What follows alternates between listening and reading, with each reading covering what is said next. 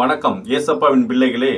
நாம் இயேசுவை வணங்குவதற்கும் ஏசப்பாவை துதிப்பதற்கும் ஏசப்பாவுக்கு நன்றி பலி செலுத்தவும் ஏசப்பாவுக்கு சோஸ்திர பலி செலுத்தவும் நமக்கு சில கடமைகள் உண்டு.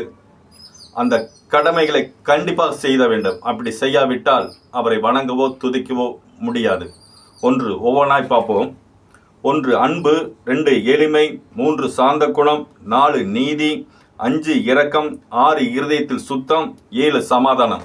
இந்த 7 குணங்களை நாம் பெற்றிருக்க வேண்டும். இந்த 7 குணங்கள் படி நாம் நடக்க வேண்டும். இந்த 7 குணங்களை நாம் கண்டிப்பாக கடைபிடிக்க வேண்டும்.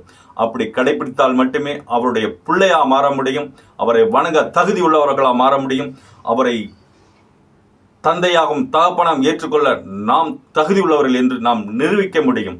இந்த 7 குணங்கள் நம்மை பரிசுத்தப்படுத்தவே அது உதவுகிறது. நம்மை நீதி உள்ளவர்களாகவே மாற்ற உதவுகிறது. இது பிடிச்சிருந்தா லைக் பண்ணுங்க, சப்ஸ்கிரைப் பண்ணுங்க, கமெண்ட் பண்ணுங்க, ஷேர் பண்ணுங்க. இது ஒவ்வொன்றா பின்பு பார்ப்போம். Praise lord. தேங்க்யூ.